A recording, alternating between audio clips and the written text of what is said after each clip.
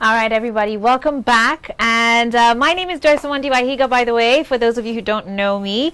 And I'm here guest hosting on the Benjamin Zulu Show today.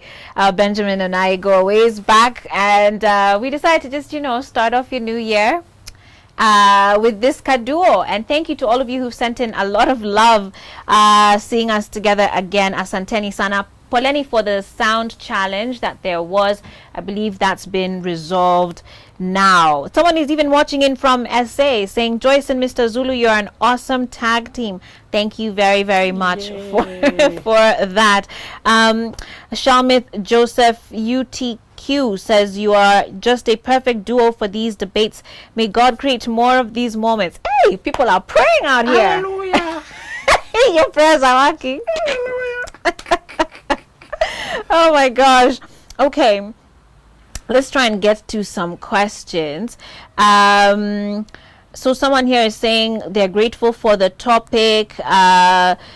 What should people discuss then on a first date, is asking Betty. She's saying she has one soon and doesn't know what to expect. And the truth is, going back to our topic today, especially if you've come from a place where you've either not had an experience with love or it didn't end well, you can kind of sabotage your first date with the sort of questions you ask because you're so nervous to make it work or to not waste your time. So nowadays, before you meet for the first date, you've already been talking. Thanks to hopefully, chatting, yeah. Thanks to so if you have not been talking, for some circumstances somebody connected you, or you have not been talking, this will be, hey, my name is, I come from, not much will happen that day except conversing and seeing if we have a connection, if we view the life the same way. But for almost 9 out of 10 of people, before we meet, we have done a video call or a call or something. We have been trying to familiarize to see whether it's worth a meeting. Don't waste meetings. Meetings are too expensive of time and money, and don't waste them. In fact, I tell people about online dating. I tell them, evaluate whether the person is worth physical meeting first of all. So if you have been talking, you already have established basics. Do we have a connection? So when you finally meet, you're checking the following. You're going to check whether the person's charisma matches their character. When we are talking on phone, I sense your chemistry. I sense I love it to be how funny you are. But now I want to check whether you look organized. How are you dressed? Made Mapako, by the way, is saying they get into a relationship with one eye open. Please don't close any open. Don't close any eye. And can we? But should both be open? What does one eye mean? One eye open mean? So, this person say you love blinds you partly. That's when you still watchful. But I'm saying, do what Paul said. You pray in spirit, you also pray in understanding. Love truly, but also love in understanding. And you need to remind people, dating does not mean getting into short-term relationships. Into relationships to study the person inside. Right. Those who keep asking, how come my relationships don't last long? They're not supposed to last long. You're supposed to study the person and only start a relationship with a person whom qualifies, and you're dating for marriage. You're not dating for fun and just for hanging around. You already settled, you study this relationship. And in fact, this term is not even so common in churches. We use courtship because we are saying, search until you meet who works for you. Once you meet the one who works for you, start the process. This dating is in a relationship to check the dynamics, but you already know this is the person I can work with. Okay. Well, someone here again saying, study people's behavior. If they need growth, give them time to grow. That's right. That's also interesting. I think sometimes you can be so caught up in your emotions of how much you love somebody or you feel so strongly for them that you're ready to rush them into a relationship. And in fact, you even start telling them things like, we'll grow together. I'm here for you, whatever. And then next week, when at Choma, they mess up and you're the same one who's upset. And maybe you didn't give them time to grow. Also, let me remind people who then themselves have been saved 10 years and they marry this person who got saved after they preached. Brethren are very susceptible to this. He preaches powerfully and a beautiful girl converts. And he starts dating that girl. That girl is a spiritual baby. You've gone so far ahead. If she grows quickly, you don't know whether, because growing in faith is also, it has many transitions. Some involve painful stopping habits that are not anymore acceptable in your new life. Letting go of connections. So and says don't quickly give positions of authority to new converts. The same way, don't quickly give people positions of authority who you don't even know whether they will sprout. This is a seedling. Some people remain children. They don't work on their growth because as newborn babes crave spiritual milk. So Right. will they even grow?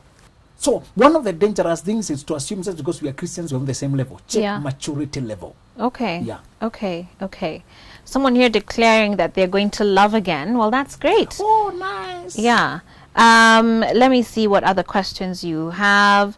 Someone here had pointed out being saved without knowledge of your new reality will make you susceptible to working in the flesh. Thank you for that. Someone here says, this is Princess Malaika Angie, who says love is a good thing, but the people who don't know how to love make it horrible.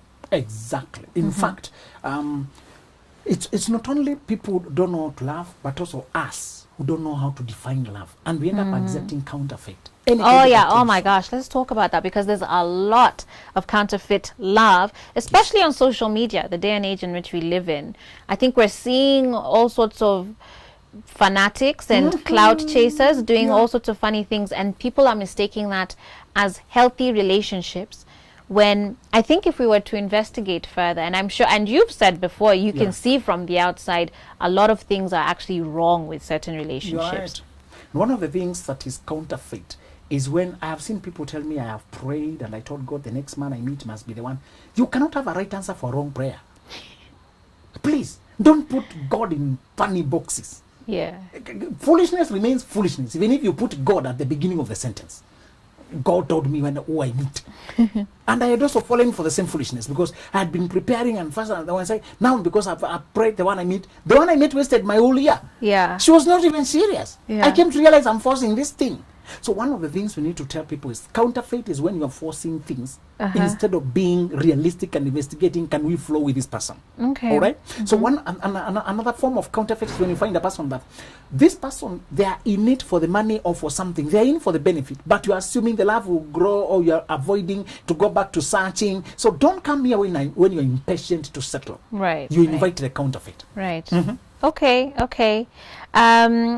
Again, people kind of just repeating some of the comments that we've already made, that the pain and love is really not the love itself, but that it's the risk, and we've said no risk, no reward. So that we come you to answer the question people have been asking, and they have already asked me, we want to follow Joyce's footsteps.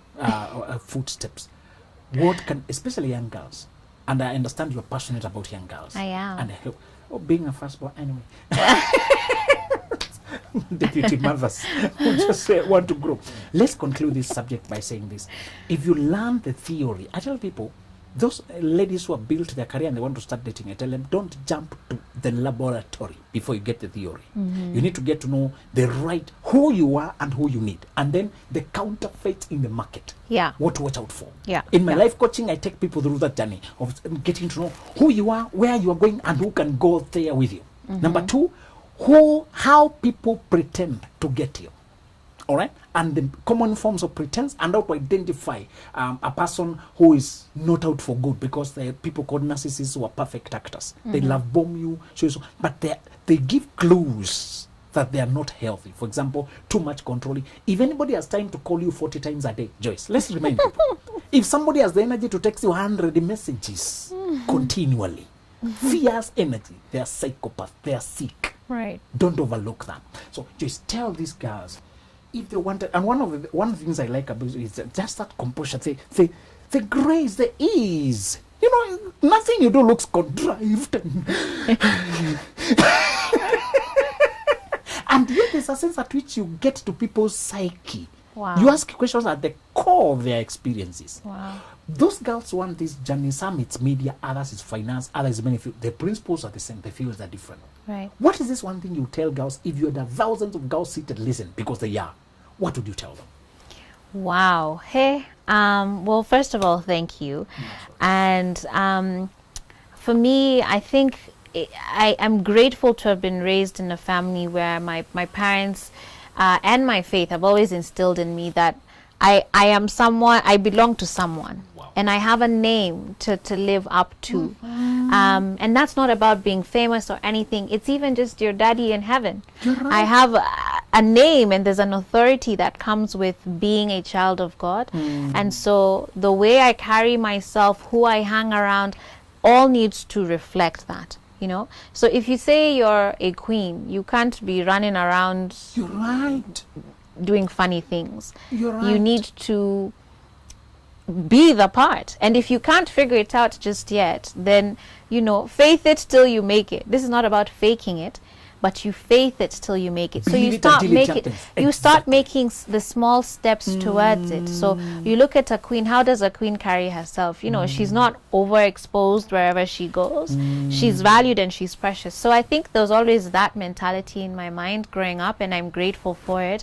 But I realize in this day and age that there's a lot of young women who just don't have someone to guide them, especially as a believer. You're I right. think there's a lot we can see on social, you know, on people just living however they feel like. And so I think God has really been laying it on my heart to do something for women, as far as, you know, being unapologetically godly Wow. women Wow. and living righteously and not being ashamed to pursue that.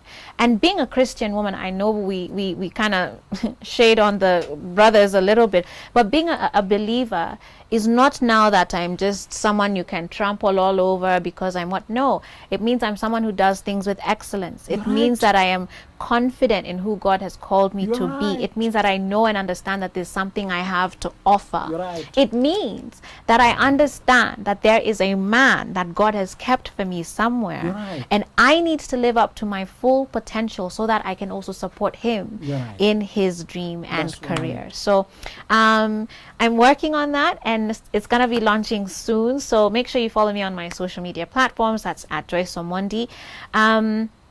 But you know, when I was It's Joyce 16, Omondi everywhere. Joyce Omondi everywhere. Yes. Yeah. And this girl is a sensational singer. I wanted her to mention about her multi-talents. Go to YouTube, search Joyce Omondi. Right. Subscribe for that. This girl sings until you just sleep it up. Thank you. I have a new song that came out a month ago. It's called Naamini. Nah, many. Oh, Yes. would you believe? Yes, yes, I believe. So people can check that out. I've But heard it everywhere. thank you. I keep Thank hearing you. it being played. And I can Thank tell you. that's Joyce. But to any of the young guys watching this, you know what? I think focus on what you're supposed to be doing in the season in which you're supposed to be doing it. So when I was in high school, I wasn't concerned about dating and relationships and that sort of thing. If you're in college, focus on college. Finish that and do it well. You're right. After that, focus on your career. You're you know, right. I left to go to school.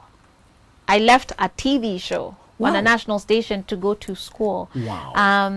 I left many other things, relationships that were forming, to You're go right. to school. You're right. And the thing about God is, what is for you will not pass you. That's and true. so And I here you are today. Here I Oh am today, better because I am even more educated You're than right. than then, and I think that has always added to who I am. So I'd encourage people to pay attention to the season you're in. Do what you're supposed to be doing when you're supposed to be doing it. One of the tragedies of life is you missed out on what you were supposed to be doing when you should have been doing it, and then you wake up 30 years later and now you're struggling to get it. That's right. No, you've missed out, you know. Thank God, God is a God of second I'm chances. so happy you said But- that because I keep telling pre-25s to stop intercepting Yeah. their growth to go Yeah. get married, go get Yeah. pregnant, go get.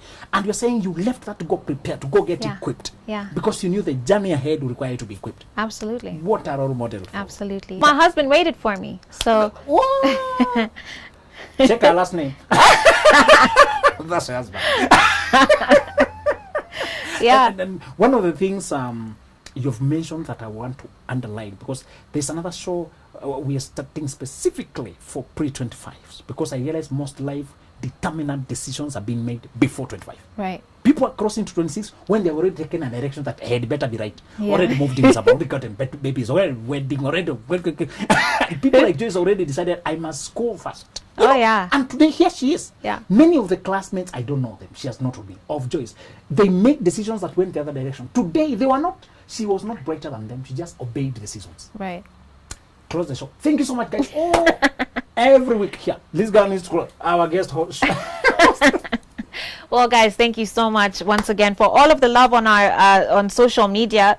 It's been great doing this again after a couple of weeks of a break. So asante sana for the platform, and thank you guys for the love. I'm grateful we still have this friendship and this chemistry going on, and it's good. Kudos to you as well for what you're doing. So who knows? Maybe you'll see me back here again. Maybe you won't. I don't know. Oh, Benjamin. Asanteni sana. You guys remember you can follow me on social media. That's on Facebook, on Instagram, on Twitter, and YouTube at Joyce Omondi. Yes. Please make sure you do that, and God bless you so much.